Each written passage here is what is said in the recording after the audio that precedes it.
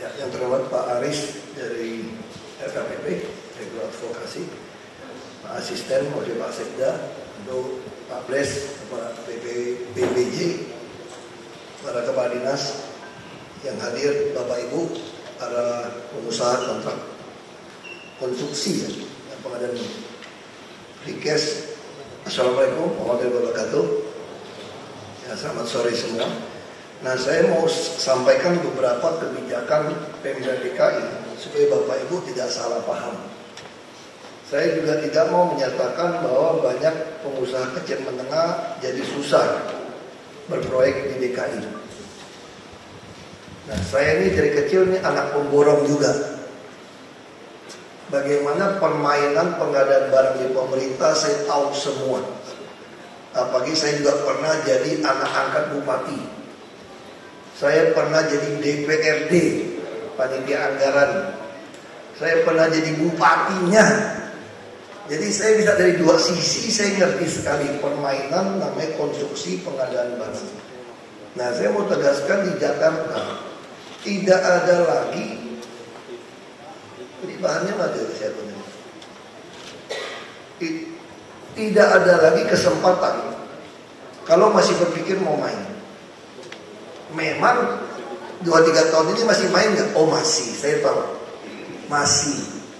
Nggak apa-apa. Saya orangnya sabar kok. Nyembeli orangnya juga sabar. Orang bilang saya nggak sabar, saya sabar banget sebetulnya. Saya tungguin, saya pengen tahu mainnya sampai di mana. Saya tungguin aja polanya seperti apa. Nah, saya mulai dapat, saya simpen. Nanti baru kita potong.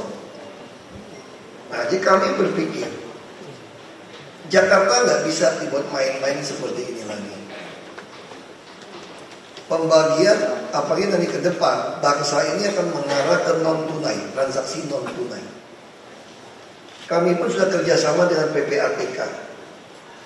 Setiap uang dibayarkan pada Bapak Ibu, kami berhak meminta semua transaksi keluar dari bank Bapak Ibu.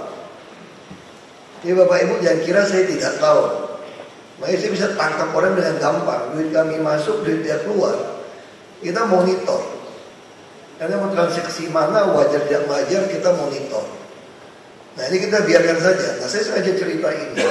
Kami ingin Jakarta ini jadi model untuk seluruh Indonesia. Karena juga banyak kontraktor yang baik tidak pernah mau jadi kontraktor kami. Kenapa? Pusing urusannya. Pusing. Laginya pusing dikerjain, kurang ini, kurang itu. Wah kalau nggak nempel aja, dikerjain aja. Makanya pembelian tanah kami pun kacau balau. Nah saya suka digertak. Ini sekolah udah mau ambruk Pak. Ini rumah sakit mau ambruk Pak. Kalau Bapak nggak mau menyetujui yang ini,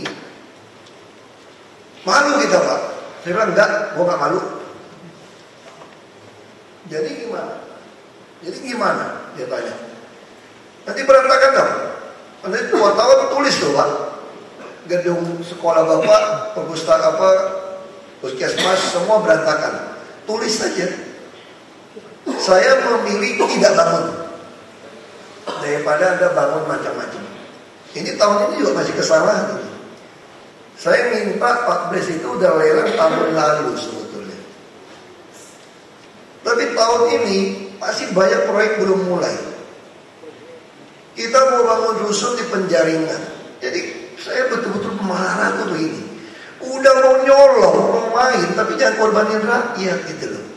Sekarang ini rusun tua. Hampir semua rusun di Jakarta yang lama tidak layak huni. Bocor, karena dulu terlalu banyak, menurut saya terlalu banyak markup pencurian bahan. Orang nggak mikir bahwa kita orang kaya saja kalau rumah bocor pusing kan bapak ibu-ibu. Apalagi orang miskin tinggal di rusun bocor. Nah kontraktor tuh nggak pakai otak saya bilang gitu loh. Kalau yang kerja kayak begitu, saya harus sampaikan, Anda nggak pakai otak kalau kontraktor seperti itu. Ini rumah inkubator buat orang miskin. Lalu bocor semua toilet segala macam. Bapak ibu kontraktor. Kalau udah terlalu bocor, terlalu parah Pak ya, gimana cara rehabnya Pak? Bongkar habis sebetulnya. Nggak ada kata rehab lagi, pusing rehabnya. Ya sebenarnya banyak rehab itu juga, DKI juga banyak rehab main. Permainan rehab di DKI itu paling kacau juga. Mahalnya luar biasa, kami masuk, lalu kita mulai potong. Ini ada Jaya Konstruksi juga, ada Arkonin. Saya marah-marahin tuh, bikin anggarannya makap juga. Kita punya saham nggak ada guna. Nah, kenapa? Saya ngerti tuh Bapak Ibu. Saya ngerti kan, saya kan pedagang, saya ini pengusaha gitu. Pengusaha tuh selalu bilang begini tuh kan. Iya, masih lu yang jadi gubernur. Kalau lu gak jadi gubernur lagi, kami dipencet sampai keluar nanah katanya. Kalau kami terlalu gosok idealis sama kamu nih, melawan di dalam, kamu gak jadi gubernur lagi, dipencet. Apa tahun ini kan? Makanya saya mau lelang tahunnya cepat, kalau gak gue pecat ya semua dia. Karena kalau saya tidak terpilih lagi, saya masih di sini sampai Oktober 2017. Makanya pertanyaan teman-teman gini, kadang-kadang pemborong pengusaha ini. Habis itu balik lagi dia setan semua nanti katanya. Kita mana berani ikut kamu melawan? Ngapain kita jadi orang jahat ikutin kamu katanya. Saya bilang jangan salah Bapak Ibu. Gubernur DKI masih berakhir yang asli itu Oktober 2019. Namanya Joko Widodo. Saya cuma penerusnya. Jadi kalau saya selesai di Oktober 2017, Gubernur sesungguhnya itu masih selesai Oktober 2019. Dan dengan teks amnesti 2018, semua rekening di Singapura pun bisa dibuka. Suasana sudah berubah. Bapak Ibu sadar betul, ini negara ini sedang bergerak ke arah yang makin benar. Nah, apa yang beliau lakukan? Jadi saya katakan Bapak Ibu, saya bukan mau gertak-gertak ini teks ini, Bapak pikir aja matang-matang. Nah, saya ingin cerita ini karena beliau betul-betul ingin infrastruktur ini dibangun dengan cepat dan baik. Seluruh Indonesia. Harusnya kalau Bapak Ibu ada perusahaan konstruksi yang memang niatnya benar, gak perlu khawatir sebetulnya. Bapak Ibu bisa lapor pada kami kalau di mana yang tidak adil, lapor gitu loh. Jadi Bapak Ibu pikir udahlah, nanti juga udah kalian lagi payah. Kita udah masukin banyak di e-katalog RKPP. Walaupun RKPP belum sempurna sekali lah sebetulnya. Saya mengerti ini bisa diskusi sama Pak Aris. Walaupun masih mahal, tapi nggak apa-apa. Sekarang kita bicara lelang. Saya berpikir begini, lelang ini harusnya kita mengkonsolidasi proyek-proyek kecil. Kemarin semua BUMN nggak berani, karena Gapensi minta BUMN. Menteri PU di bawah 200 miliar nggak boleh dimakan perusahaan BUMN. Saya katakan Anda bisa konsorsium gabung. Kenapa saya suruh Anda konsorsium gabung? Saya mau besarkan. Bapak-bapak, ibu-ibu lebih ngerti mana kawan yang dipercaya atau mana kawan tidak bisa dipercaya, betul kan? Kita biasa dagang kan udah tahu. Cuma jangan ngomong. Makan semua tuh, yang nggak dimakan cuma kursi meja doang. Semua dimakan ya kita dagang, kita tahu kok siapa perilakunya, semua tukang ngamplang nggak bayar, semua kita tahu. Nah, jadi biar Bapak Ibu yang memutuskan mau pasangan dengan siapa. Kayak tadi contoh, saya nggak mau bicara bisa rusun, bangun sekian tower, sekian blok. Saya udah bilang Bapak, saya nggak mau. Anda hitung saja sekian tower, sekian blok, berapa unit? Saya katakan 10.000 unit. Ya sudah, 10.000 unit, 36 meter persegi. Anda rancang, Anda bikin mau berapa tower, tanah kita siapkan, Anda precast, Anda kerja. Langsung kita lelang 10.000. Anda cari aja kontraktor siapa, mau mau bantuin Anda. Mau patungan dengan siapa? Rumah sakit. Sehingga apa yang kita bangun ini nanti jadi prototipe berikutnya. Jadi apa yang udah Bapak Ibu bangun, kami cuma memberikan spesifikasi. Saya pengen ada pipa gas, ada saluran buang sampah, ada listrik, ada antena, ada ipal. Saya cuma sampaikan seperti itu. Dan kami akan mulai membangun semua adalah pembangunan apa istilahnya, bangunan tinggi. Kita nggak mau Jakarta tanah terlalu mahal. Jadi nggak ada lagi cerita bangun rusun 4-5 lantai. Minimal kita bicara 16 sampai 24 lantai. lantai. Tergantung nanti kan ada jalur penerbangan atau apa. Saya mau bangun itu sekelas apartemen konstruksinya. Karena ini untuk orang nggak mampu. Saya pengen dia tinggal di situ itu bebas pemeliharaan. Ini adalah inkubator yang nggak bisa dijual. Bapak Ibu mungkin tidak tahu, orang yang tinggal di rusun kami itu sebenarnya dia nggak bayar. Itu cuma disiplin mendidik dia. Gotong royong. Kenapa? Dia paling mahal bisa bayar 15.000 sehari. Sebulan 450.000. Seluruh yang tinggal di rusun itu, kalau dia langsung KTP harus ganti rusun. Langsung naik bus gratis. Seluruh bus. Oh bayangin Metro Mini masih enggak. Sebentar lagi 2017 seluruh jaringan bus di Jakarta tuh nggak ada kenal Metro Mini, Kopami, Kopaja. Semua kami makan dengan nama Transjakarta. Tiket hanya 3,5 sekali naik. Dari Tangerang, Depok, Bekasi 3,5. Siapa yang mau saing sama kami juga kira-kira? Nggak bisa saing kamu sama saya. Kalau gitu bangkrut dong kami. Oh enggak. Saya kan pemerintah bukan cukup. Operator bus yang mau bangkrut silakan ikut kami. Kami bayar rupiah per kilometer. Walaupun kredit baru saja, kemarin dapat 5 juta untungnya. Sopir Anda dapat 2 kali UMP. Ini sederhana sebetulnya. Dan Anda nggak perlu cari penumpang, jalan aja terus. Kami bayar rupiah per kilometer. Jadi nggak ada alasan saya mematikan usaha Anda. Kecuali Anda memang kurang ajar. Lalu anak sekolah kami kasih kartu Jakarta Pintar. Anak SMA bisa dapat 800.000 tuh kira-kira. Ini nggak boleh tarik tunai. Kalau kamu punya 2 anak udah 1,6 juta. Dikasih bus sekolah jemput, udah kayak anak saya aja kali itu. Pakai AC bagus. Itu subsidi. Sembako juga kita ke operasi pasar semua mengarah situ. Makanya beras paling bagus sepanjang sejarah 5 tahun terakhir di Jakarta. Kita punya pabrik sendiri mesin untuk moles beras di Cipinang. Kita bisa bikin beras mau lebih putih, petahan lebih banyak, campuran berapa, packaging lengkap. Nanti 2 bulan lagi saya punya mesin untuk packaging ngatur gula. Saya mau kuasai sembako masuk 20%. Supaya harga itu saya kontrol. Kami punya pasar, termasuk ya kami pemain, tapi bukan mau mematikan usaha orang. Tapi saya buat Anda nggak boleh menekan rakyat seenaknya. Rumah sakit nggak usah tanding lawan rumah sakit kami sekarang. Nggak usah tanding. Kami tiap kecamatan punya rumah sakit yang sangat baik. Kita juga akan membangun rumah sakit yang besar sekali buat kanker, jantung, sama otak, sama stroke. Itu 2024 ranjang di Sumber Waras. Jadi orang susah mau lawan pemerintah soalnya. Duit kami dari mana? Kan saya kan malakin bapak ibu banyak. Gak usah mikir saya duit mah tinggal malakin aja. Tapi kami juga adil. Misalnya contoh, PBB di bawah 1 miliar tidak bayar. Ini saya lagi siapkan pergub. Nanti bapak membuat sertifikat hak milik.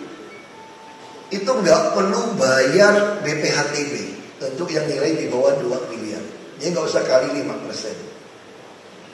Anda cuma bayar distribusi resmi BPN, ukur tahun depan, malah ukurnya mau saya bayar aja. Ya Anda store 300.000 sumbangan dapat sertifikat hak milik. Lalu bagaimana yang nilainya di atas 2 miliar ke atas? Kan mesti bayar BPHTB. Tapi saya belum niat menjual, boleh ditangguhkan membayar BPHTB sampai jual. Sehingga saya harapkan 2 tahun ke depan seluruh Jakarta semua orang punya sertifikat hak milik. Lalu bagaimana kalau yang sengketa nggak punya sertifikat hak milik? Kami sita sementara. Untuk kami jadikan aman semua. Jadi kalau bapak ibu sudah sengketa, mohon maaf pasti saya sita tangannya sementara. Sampai bapak ibu menang di pengadilan.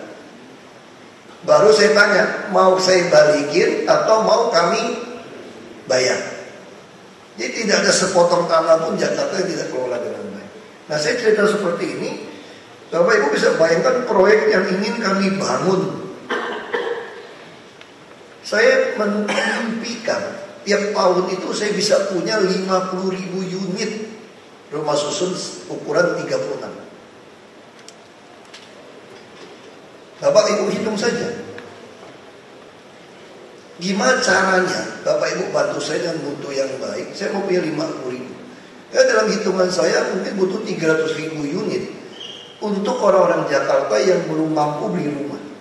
Jadi kalau dia tinggal di Bogor, Tangerang, Bekasi, bolak-balik habis 3-4 jam suami istri, KTP-nya di sana, kerja di Jakarta, kenapa enggak tinggal di Jakarta? Istilahnya apartemen harga kos.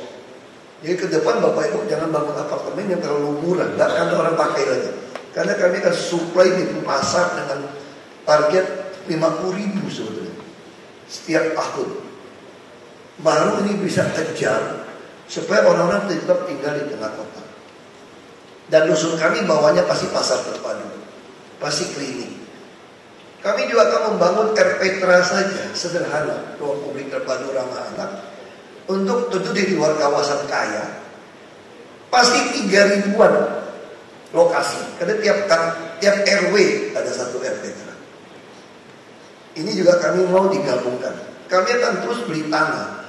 Tahun depan saya akan titipkan uang beli tanah kepada wali kota. Kami duitnya memang lumayan banyak, tapi batasan saya punya jabatan kan terlalu pendek. Masih mau cepat ini. Nah, cepatnya bisa cara apa yang lain? Bapak Ibu bisa mengadakan kerjasama pemerintah badan usaha, KPBU, atau bahasa Inggris itu PPP ya, Private Public Partnership. Kita sudah punya impresnya juga. Makanya saya katakan Gubernur asli itu dipinjemin jadi presiden negara. Dia keluarin impres, keluarin ini cepat. Karena beliau tahu persis apa yang ingin kami bangun di Jakarta. Jadi beliau masih melakukan kebijakan-kebijakan pusat untuk menolong pembangunan di sini. Jadi Bapak Ibu yang punya modal besar, Bapak Ibu bisa bangun dulu proyek infrastruktur untuk kami, lalu kemudian kami bayar. Betul ada Pak Aris? Nanti bisa tanya Pak Aris, kami bayar. Ya Bapak Ibu sudah dapat dulu, bisa hitung bunga, untung berapa. Atau nanti pas yang jatuh ke kan sudah mulai. Sekarang kan tax amnesty, duit Bapak Ibu mungkin di luar negeri parkir pulang banyak nih, bingung mau ngapain nih duit ini. Mau tahu di mana nih duit ini? Itu Bapak Ibu bisa pilih proyek-proyek kami dikerjakan. Nanti setelah selesai kan di appraiser ini. Pasti harga barang tahun ini sama 3 tahun lagi lebih mahal mana? Ya 3 tahun lagi. Di sini bisa memetik keuntungan juga. Nah kami juga mendambakan kerjasama seperti ini. Ya Bapak tinggal hitung saja. Kalau pre-cash kita bangun rumah sakit saja mau begitu banyak. Kita bangun dusun mau begitu banyak. Belum lagi kita mau bangun trotoar. Bapak Ibu mungkin kaget. Di Jakarta trotoar itu paling kacau udah Bapak Ibu. Bongkar pasang, gak ada ducting. Saya suruh hitung kepala PU. Hitung berapa kilometer? 1.300 kilometer. Yang benar itu satu sisi Pak. Oh 2 sisi 2.600. Ke Surabaya balik lagi. Wah, kacau saya bilang. Saya nggak mau pakai batu keramik. Saya bilang saya juga nggak mau pakai batu alam macam-macam. Saya maunya ini floor saja semen, bisa dikasih pernak-pernik. Saya cuma pentingkan apa? Ramah disabilitas. Dan ini ada ductingnya untuk membuat kabel. Ini juga Bapak Ibu boleh kerjakan. Untuk itu juga bisa kita gunakan kerjasama pemerintah tadi ya, kayak KPBU tadi dengan badan usaha tadi. Ini juga bisa pola seperti ini. Nah, apalagi yang kita mau kerjakan? Kami juga mau membangun banyak parkiran. Itu di atas sungai-sungai sebetulnya. Bapak Ibu mau berubah fungsi kontraktor jadi perusahaan parkir juga boleh. Karena kami akan banyak melarang lalu lintas. Kenapa? Jadi jalan-jalan di Jakarta tuh saya cas duit ini pakai IRP, jalan berbayar. Jadi kalau bayar 30.000 masih rame yang lewat. Ya udah naikin 50 deh. Masih ramai juga, ya 75 aja. Ketik komputer aja. Masih ramai juga 100.000. Masih ramai juga, cukup kaya orang Jakarta 500 saja. Kurang udah turunin lagi dikit. Nah uang ini untuk apa? Uang ini semua untuk bus yang hampir gratis. Jadi ke depan kalau ada IRP, bus ini hampir gratis. Untuk daerah-daerah komersial saya sudah kasih bus gratis. Tahun ini akan datang 152 bus. Paling telat Januari masuk. 100 Mercedes, 50 Scania, 2 Volvo. Nggak ada merek Ahok, merek Cintong, nggak ada cerita merek-merek itu. Saya maunya kelas dunia, minimal Jepang. Nah ini akan lower deck, Wiri Jakarta ini gratis. Kita bikin trotoar yang lebar. Nah saya ingin Bapak Ibu, saya cerita ini apa ya? Kira-kira harapan saya. Bapak Ibu ini jangan punya pikiran, nanti balik lagi, enggak. Yang paling gawat kegagalan tahun ini, hampir Bapak Ibu BUMN yang ikut nggak masukin penawaran. Ini Jangkon saya nggak tahu nih, udah menang Air Petra bisa Uber nggak nih? 5 September ini belum bergerak sama sekali. Itu yang penjaringan, kasihan yang tinggal di rusun. Mereka miskin, sekarang harus sewa di luar setahun, udah setengah mati keluar duit. Saya tahu persis ada tukang potong rambut, saya tinggal di situ juga tuh. Nggak mampu sewa. Minjam duit sama saya. Nah yang nggak kenal saya bagaimana? Ini belum bergerak sampai sekarang itu rusun. Artinya kan sewa bisa 2 tahun. Ini nggak benar. Nah saya juga mau mendorong bapak-bapak kalau bisa diselesaikan 1 tahun yang tahun depan. Karena ada peraturan pemerintah yang menurut saya lucu juga. Jabatan saya berakhir Oktober 2017. Diasumsikan tidak terpilih, maka tidak boleh murtiyir sampai 2018. Padahal yang tanda tangan bukan Ahok, gubernur DKI. Harusnya siapapun jadi gubernur DKI yang meneruskan sebetulnya. Jadi kita ini banyak peraturan di negeri kita, kata Pak Jokowi kan, menjerat kita sendiri lucu. Terus alasan nggak boleh diubah, memang lebih suka mempersulit orang. Kalau bisa dipersulit, kenapa dipermudah gitu. Nah saya kira beberapa hal ini, saya tidak tahu konstruksi Bapak, termasuk kalian yang banyak membangun JPM, Jembatan Penyeberangan Multifungsi. Saya berpikir, kenapa Pondok Indah Mall itu udah 1, 2, 3, 4, berapa 5 nyambung terus boleh? Grand Indonesia boleh nyambung-nyambung melulu. Kok kita DKI nggak boleh? Orang ini udara semua izin kita kok, kenapa nggak sambung-sambungin saja? Kadang-kadang Tanah Abang mahal nggak? Toko-toko Tanah Abang mahal. Tanah Abang kalau itu kenapa bukan nyambung-nyambung? Itu kayak Pondok Indah Tanah Abang, antara blok A, B, C, D, E, F, G, A. Kita aja sambungin kayak Taman City, Waduk Melati semua. Kenapa kita nggak sambungin? Sambungin aja. Nah ini juga kita tawarkan, bisa kami kerjakan, bisa juga tadi KPBU istilah bahasa Indonesia, yang PPP tadi. Ya, jadi kerjasama pemerintah dan badan usaha tadi. Ya Bapak Ibu yang ada punya modal bisa bangun dulu, lalu kami beli kembali. Lalu apa lagi yang kita mau bangun? Kalau Bapak Ibu berani, wah mereka agak kaget tuh, itu Jangkon agak kaget ini. Kita mau membangun 6 ruas tol dalam kota. Saya sudah ancam ini, termasuk BUMD kami, kalau kalian nggak bisa bangun, saya mau bangun sebagai jalan biasa. Lalu saya mau kenakan IRP. Kalau jalan tol itu bayar direksi, tantin, gaji, bonus. Kalau IRP setiap mobil lewat, tung jatuh duitnya kayak paman gobel. Mobil lewat, tung jatuh duitnya masuk kantong DKI. Bukan PT, langsung masuk. Kalau itu kenapa mesti bangun 6 ruas tol dalam kota? Kenapa nggak bikin 6 ruas jalan IRP layang? Kita juga mau membangun auto-ring road, pembebasan lahan macam-macam. Nanti konstruksi-konstruksi precast ini kita minta. Nah ini model-model ini, saya sekali lagi saya berharap Bapak Ibu harus optimis. DKI berubah. Saya kira para pemain yang supply, pemain-pemain itu tahu kok DKI udah berubah. Walaupun bawahnya masih coba-coba. Gak apa-apa, saya full dulu. Saya pengen tahu kayak tikus nyolong kan, bawa ke sarangnya kemana kira-kira ya. Ya kalau tikus-tikus nyolong kan gitu kan, dia ke sarang mana ngumpetnya. Kok biarin aja, aku tandain, aku liatin, oh linknya begini mainnya, store-nya ke sini, aliran dananya ke sini, tarik pompanya ke sini. Tadi baru saja laporan dari Barreskrim, dan kita akan naik dan serahkan berkas ke jaksa. permainan PHL, pegawai-pegawai kerja senilai kerugian negara 12 miliar. Saya tangkap, saya laporin. Saya tungguin, ibu-ibu lagi, saya nggak peduli. Mau mak-mak, mau nenek-nenek, mau ibu-ibu, nggak peduli saya. Mau bapak-bapak, saya tungguin, ya, saya dapat, saya laporin. Saya tanya, kapan? Udah naik berkas. Saya sangat serius untuk berantas ini. Padahal kamu nggak ada lagi? Oh masih ada loh. Gubernur kan sampai 2019.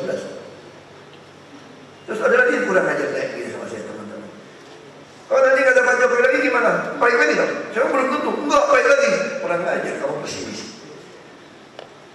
Saya kesel sehingga begini. Kalau kamu nggak yakin Republik ini akan dipimpin dari orang lebih baik daripada kami, sebaiknya Anda mulai siap-siap simpan uang, tinggalkan negeri ini. Dan nama negeri Indonesia akan hilang. Pasti hilang. Karena persaingan global ini, nanti usia kerja itu akan tambah banyak, orang hidup tambah panjang. Bapak Ibu kalau orang Jakarta ya, kalau nggak macam-macam gitu ya, nggak kena penyakit atau kecelakaan, hidup biasa-biasa aja lah. Bisa capai 78 tahun. Orang selatan bisa 79 tahun. Orang Pulau Seribu udah 76 tahun. Tertinggi. Makanya kesehatan kami begitu baik. Kayak mau gunakan ketuk pintu lain dengan hati. Indeks pembangunan manusia orang Jakarta dari tingkat yang menikmati pendidikan, usia dihidup sama daya beli, kita udah capai tahun ini 78,99 tahun lalu, nilai tahun lalu 2015. Dunia top berapa? 80 udah dianggap negara maju. Kita tinggal 1,01. Makanya saya mau tekan sembako, gaji. Bapak Ibu selalu berpikir UMP naik, UMP naik. Tenang dulu.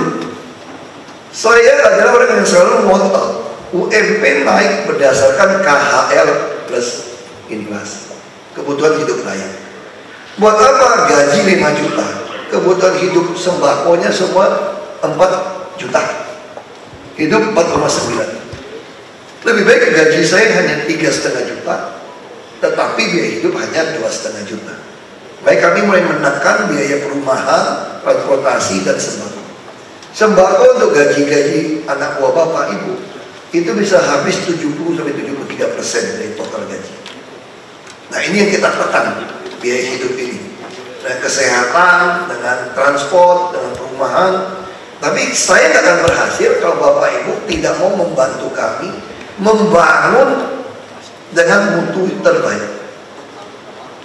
Jadi saya ngajak bapak ibu, ini ada nasionalisme kita, bukan bicara hanya untung. Ini ada bicara rasa empati sosial kita. Karena yang kita bangunnya ada kebutuhan sekolah, rumah sakit, perumahan, jalan yang memang untuk rakyat banyak.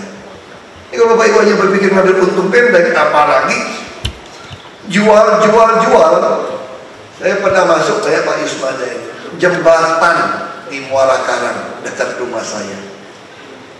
3 tahun ya, lebih, hampir 4 tahun, 3 tahun ya, 3 tahun lebih.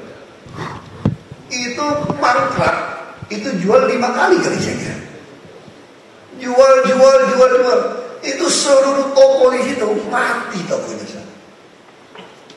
Hanya ukuran berapa lelang itu? 30 miliar. Proyek 30 miliar dia tidak pikirin orang ratusan miliar bangkrut gara-gara itu. Nah itu yang saya nggak suka kontrak seperti itu. Kalau mau gugat saya bilang begini nih, kalau mau gugat saya, mau gapensi, mau apa, Anda salah gugat orang kalau ketemu saya. Saya nggak tahu ada pengurus gapensi, biasa doa ada. Kalau Anda mau nantang saya, salah orang Anda, salah alamat. Saya sampaikan, Anda salah alamat kalau mau nantang saya. Saya bisa nggak beli, saya tanya, perusahaan paling besar di sini kontraktor, alat kerjanya berapa duit? Tunjuk tangan, kasih tahu. Ada yang sampai alat kerjanya Bapak Ibu? Gak ada, asetnya nggak ada segitu saya kira. Berapa T? 1 T, 2 T. Nggak usah tanggung jawab saya. Saya buat beli UPS saja dia selamatin 12,1 T kok. Ini serius. Saya bisa nggak beli semua mesin kerja Bapak? Bisa. Lalu siapa yang kerja? Saya bajak semua manajer terbaik Bapak. Mau gaji berapa? 10 juta? 50? Saya berani kasih 2 kali. Kau bajak semua ikut kita. 2 kali plus bonus 3 bulan tiap kali ada bonus. BUMD kami kita gaji 100 juta. Hampir semua CEO BUMD kami bisa bawa pulang 2-3 miliar setahun bonus. Orang Bapak yang terbaik siapa? Ikut kami terus. Saya bilang kalau kontraktor gak mau bantu saya kali ini, saya bilang saya akan bentuk PT kontraktor 5 buah. Saya ikut lelang semua. Saya makan semua bisnisnya. Karena kurang ajar, saya bilang. Saya minta baik-baik, kerja baik, harga lelang yang baik. Gak usah kenal saya, gak usah kasih duit sama saya, gak ada titipan dari saya. Saya punya teman banyak kontraktor. Saya ini darah kontraktor ini. Saya gak ada bisnis sama sekali. Saya cuma minta tolong proyek pemerintah itu harus bagus. Itu dulu seat pile, kurang ajar semua. Sekarang masih mainin saya. Dulu keruk sewa alat berat, kurang ajar lebih baiknya. Ngaduk, lumpurnya jatuh ke muara. Terus bersihin saluran semua, tumpuk, di foto-foto, pindah-pindah fotonya. Begitu hujan, mampet.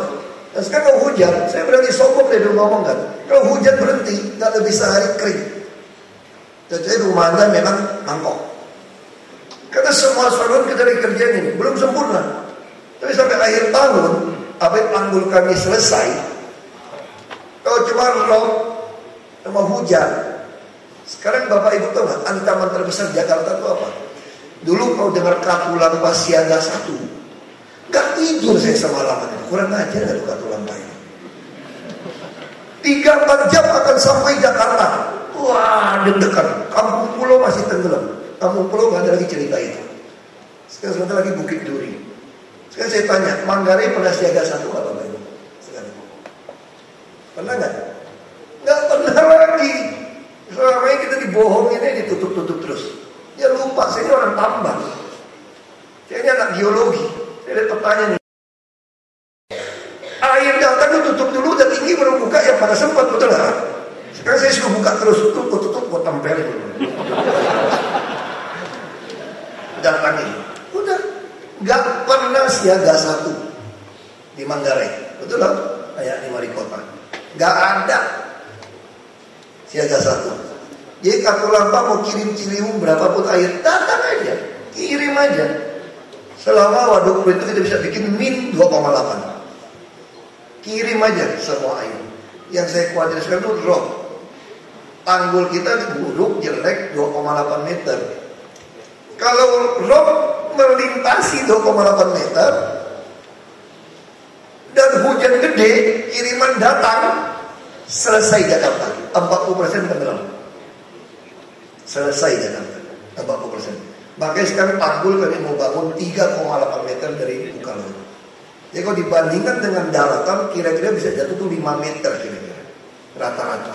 Karena di sini rata-rata turunnya 1,4 sampai 1,8. Kita akan bangun 5 meter tanggul laut ini. Ini sepanjang berapa betul? 100 km lebih. Dan saya mau bikin jalan di atasnya, kalau bisa. Ini juga proyek besar Bapak Ibu. Jadi kalau Bapak Ibu nggak mau bantu saya mau makan sendiri, saya mau jual obligasi. Betul. Saya udah bicara banyak investor asing. Mereka sekarang tuh ngincer pembiayaan di Jakarta. Kita belum lagi bicara bangun MRT, LRT. Kita belum lagi bicara banyak jalan underpass, flyover. Kita mau bicara lagi auto ring road. Tanggul saja mau berapa triliun itu. Makanya kemarin saya mengenakan kontribusi tambahan pulau itu gara-gara memalakin itu beresin Jakarta sebetulnya. Terus saya hitung-hitung bisa dapat 50 triliun sampai 100 triliun kalau jatuh hujan. Saya udah dapat 4 triliun, cuma kasih izin naikin KLB. Contoh Wika bisa lelang. Yang untuk akunting ngitung juga. Lalu ngitung 700-an miliar kurang ajar juga. Begitu lelang-lelang 345 miliar saja itu. Serius itu. Lancang banget. Ya maksud saya gini, Bapak Ibu juga jangan ambil untungnya, cuannya terlalu gede, kira-kira gitu loh. Harus untung Bapak Ibu, tapi jangan paham-paham harga. Oh saya catat ini, kempes itu lama-lama. Marah nih. Itu orang pinter tuh kan. Kau minterin gua, awas. Kalau mau cari agak bodoh aja asal nurut. Karena gubernur juga gak terlalu punya otak bagus kok, saya bilang. Aku cuma punya otot agak lumayan bagus. Gubernur gak usah otak bagus, sebenarnya ototnya kencang. Otot jantung, otot saraf, otot kaki. Kalau diuber-uber ormas-ormas yang galak itu kan. Itu aja. Saya bilang, tiap hari masih siap-siap tuh. Resmin RPP juga mesti siapin, mana senjatanya semua, mana badannya, mesti latihan dulu. Kira-kira berantemnya gimana? 1 lawan 2 masih oke nggak saya kira-kira? Gak pakai senjata masih oke lah. Jadi memang di sini cuma butuh otot. Tapi kalau tidak ada partisipasi Bapak Ibu, kami susah. Makanya jangan bikin saya frustrasi. Kalau saya frustrasi kayak alat berat itu, akhirnya saya beli semua. Bapak Ibu kalau sekarang lihat ya, truk-truk kami Pak, alat berat kami Pak, saya kira seluruh kontraktor Jakarta nggak menang lawan kami. Betul, bukan saya sombong. Kita begitu berita truk tronton itu ratusan, ribuan, itu satu SKP di ratusan sekali, 300-an, 200-an, alat berat juga beri ratusan. Kita big customer, dan semua alat berat saya bisa tracking lagi. Saya bisa tahu alat berat saya kemana, kerja berapa jam, ringan, sedang, berat, sisa minyak berapa. Semua alat bisa saya cek di handphone. Semua foto lengkap. CCTV kami pasang 6.000. Tahun ini sekarang sudah 3.600-an CCTV.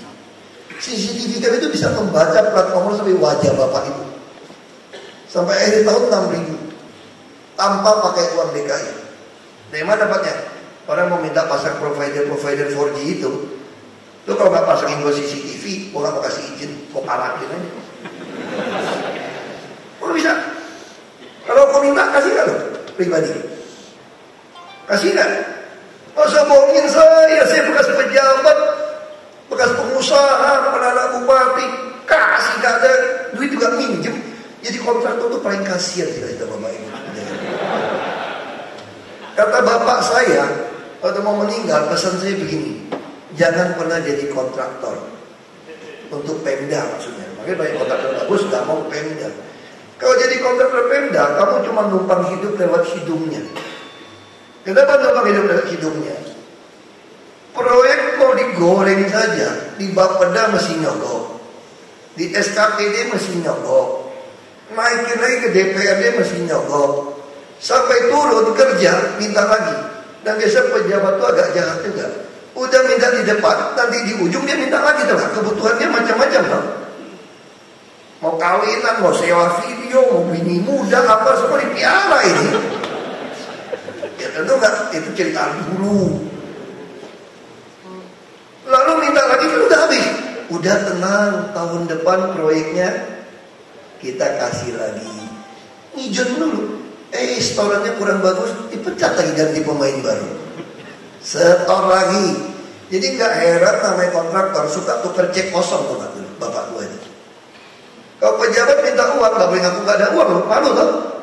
Nggak boleh nafit dong. Ini mau minta proyek besar, saya minta uang kecil aja nggak bisa kasih. Ya minjem sama orang, cek mundur, giro mundur, minjem pun harus minjem untuk kasih gengsi tadi. Makanya semua jadi masalah kita. Markup jadi masalah, mutu jadi masalah. Nah saya tidak mau lagi di Jakarta terjadi. Sekarang lihat Bapak Ibu lihat, taman, sungai, kali lebih bersih sekarang apa ketika kami pakai kontraktor?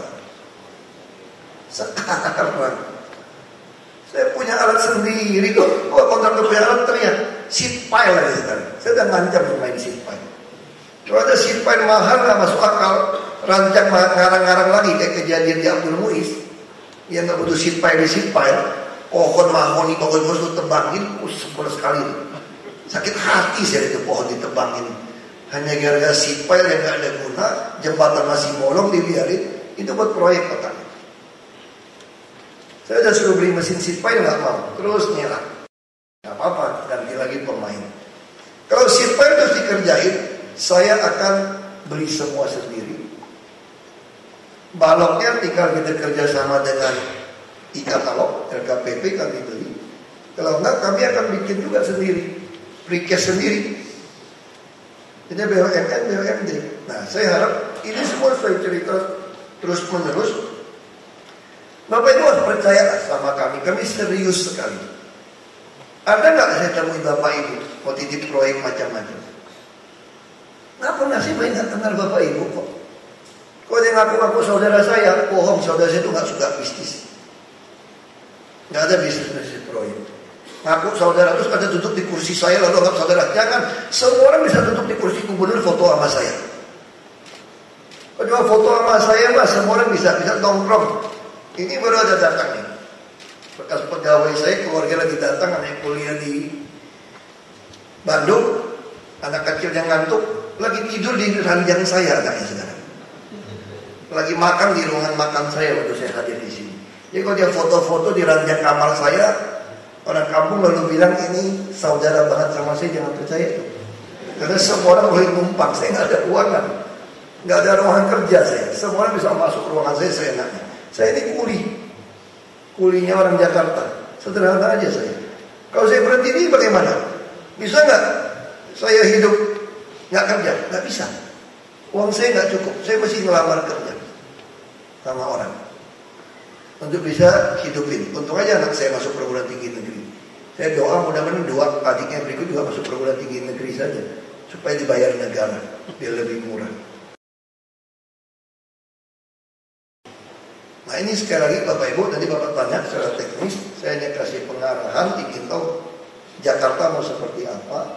Ya saya tawarkan, tolong kerja yang baik. Bapak punya uang lebih, tax amnesty, boleh kerjasama pemerintah dan badan usaha. Semua proyek, ya Bapak bisa ciptakan apa saja. Dan yang satu terakhir, Bapak Ibu jangan khawatir saya mau memakan usaha Bapak Ibu. Tidak ada. Tidak ada. Tujuan kami adalah membuat penuh otak, perut, dan dompet seluruh warga DKI. Tugas saya adalah mengadministrasi keadilan sosial. Jangan sampai saudara kita yang kurang beruntung harus susah, yang ini ngambil untungnya terlalu banyak. Saya tidak suka cari musuh sebetulnya. Karena pepatah Tiongkok bilang 1000 teman masih kurang 1 musuh kebanyakan. Saya suka dinasihatin orang tua kepada saya seperti itu. Saya cuma jawabnya sederhana. Saya nanggung, musuh saya ada 1000 tambah 100 lagi mirip. Itu pepatah cocok kalau kamu tidak ada musuh, ada 1 kebanyakan. Kalau saya ada 1000 tambah 100 mirip-mirip aja. Tambah 1000 juga mirip-mirip saja. Jadi itu masalah saya. Kalau kita sama-sama berjalan ke arah yang benar, nggak mungkin kita tabrakan. Kalau Bapak Ibu nggak ada niat macam-macam, kami bantu. Lelang terbuka, LKPP terbuka, semua orang bisa temuin saya. Kalau bagi rezekinya nggak pas saja, ngadu ke saya. Lagi main, diem-diem, itu ya susah. Ya sekali lagi saya harap Bapak Ibu bantulah kami. Ini ibu kota negara Bapak Ibu. Saya jadi gubernur hanya sementara. Bisa saja saya sampai Oktober sudah selesai. Tapi apa yang Bapak Ibu berkarya membangun, itu akan dikenang orang selamanya. Ini mutu yang baik, ini bangunan ini baik. Nah itu yang kita harapkan. Tentu saja jalan, saya nggak tahu ini nggak ada hotmik ya, hanya jembatan namanya, layang ya. Kami juga ingin seluruh Jakarta itu hotmiknya seperti kelas Eropa. Supaya Bapak Ibu naik mobil Eropa itu empuknya mirip. Nah, kita mau gali yang baik, kita mau standar nggak ada bumping sebetulnya. Kita juga akan memperkenalkan standar internasional rambu lalu lintas. Jadi standar internasional itu kalau tidak boleh parkir, bukan ada pay silang, coret, bukan. Kalau mau pay coret berapa banyak?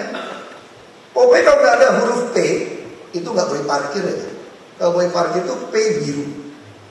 Kalau di pinggir ada garis, 2 garis yang tebal, kuning apa, itu berarti nggak boleh berhenti. Nah, kita akan mulai perbaiki supaya standarnya sama dengan internasional. Ya, ini kira-kira dari saya. Nggak ada tanya jawab, nanti panjang. Ini memanfaatkan gubernur ngomong, nggak usah tanya jawab. Nanti tanya jawabnya sama LKPP. Ya, terima kasih sekali lagi kerjasama kita bersama.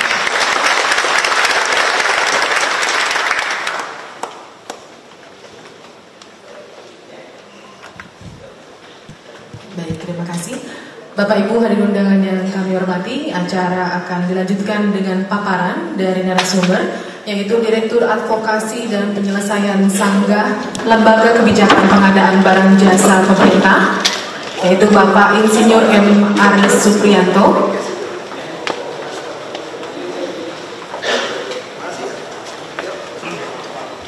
Untuk itu kepada Bapak Aris, kami silakan untuk menyampaikan paparannya.